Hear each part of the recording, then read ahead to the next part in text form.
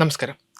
ബഹിരാകാശ ശാസ്ത്രത്തിലെ ഓരോ മുന്നേറ്റവും എപ്പോഴും വലിയ ശബ്ദ കോലാഹലങ്ങളോടെയാകില്ല സംഭവിക്കുന്നത്. പലപ്പോഴും ക്ഷമയോടെയുള്ള നിരീക്ഷണങ്ങളും സൂക്ഷ്മമായ വിശകലനങ്ങളും പ്രപഞ്ചത്തെക്കുറിച്ചുള്ള നമ്മുടെ കാഴ്ചപ്പാടുകളെ നിശബ്ദമായി തിരുത്തിക്കുറിക്കാറുണ്ട്. നാസയുടെ IXPE മിഷൻ പുറത്തുവിട്ട പുതിയ പഠനഫലവും ഇത്തരത്തിലുള്ള ഒന്നാണ്. ആദ്യമായി ഒരു വൈറ്റ് ഡ്വാർഫ് അഥവാ വെള്ളക്കുള്ളൻ നക്ഷത്രത്തെ ഒരു സാധാരണ പ്രകാശബിന്ദുവായല്ല, മറിച്ച് വ്യക്തമായ ആകൃതിയും ഘടനയുമുള്ള ഒരു വ്യൂഹമായി പഠിക്കുവാൻ ശാസ്ത്രലോകത്തിന് കഴിഞ്ഞിരിക്കുന്നു.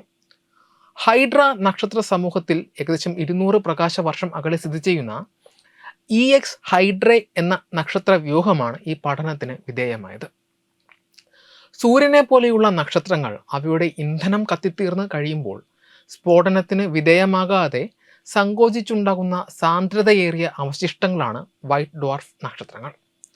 ഭൂമിയോളം മാത്രം വലിപ്പമുള്ള ഇവയ്ക്ക് സൂര്യൻ്റെ അത്രയും പിണ്ഡം ഉണ്ടാകും എന്നതാണ് ഇവയുടെ പ്രത്യേകത.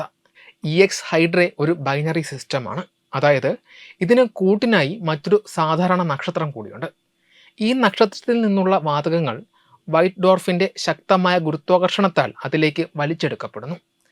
ഈ പ്രക്രിയയെ അക്രിഷൻ എന്നാണ് വിളിക്കുന്നത്.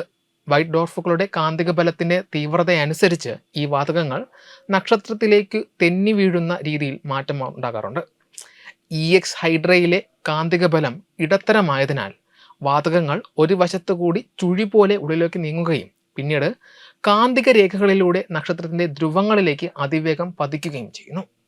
ഈ വാതകങ്ങൾ ധ്രുവങ്ങളിൽ വന്ന് പതിക്കുമ്പോൾ കോടിക്കണക്കിന് ഡിഗ്രി ചൂട് ഉൽപ്പാദിപ്പിക്കപ്പെടുകയും ഉയർന്ന ഊർജ്ജമുള്ള എക്സ്റേകൾ പുറത്തുവിടുകയും ചെയ്യും.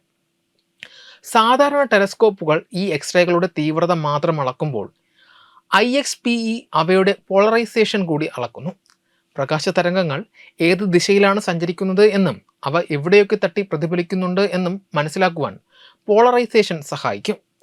2024 നടന്ന ഈ നിരീക്ഷണത്തിലൂടെ വൈറ്റ് ഡ്വാർഫിൻ്റെ ഉപരിതലത്തിന് മുകളിൽ ഏകദേശം 2000 മൈൽ ഉയരത്തിൽ കത്തുന്ന വാതകങ്ങളുടെ ഒരു വലിയ തൂൺ രൂപപ്പെടുന്നുണ്ടെന്ന് ശാസ്ത്രജ്ഞർ കണ്ടെത്തി. മുന്നത്തെ അനുമാനങ്ങളെക്കാൾ കൃത്യമായ അളവാണിത്. കൂടാതെ എക്സ്റേകൾ നക്ഷത്രോപരിതലത്തിൽ തട്ടി പ്രതിഫലിക്കുന്നുണ്ടെന്നും ഈ ഡാറ്റ സൂചിപ്പിക്കുന്നു. മസാച്യൂസെറ്റ്സ് ഇൻസ്റ്റിറ്റ്യൂട്ട് ഓഫ് ടെക്നോളജിയിലെ ഗവേഷകരുടെ നേതൃത്വത്തിൽ നടന്ന ഈ പഠനം ആസ്ട്രോഫിസിക്കൽ ജേണലിൽ പ്രസിദ്ധീകരിച്ചിട്ടുണ്ട്.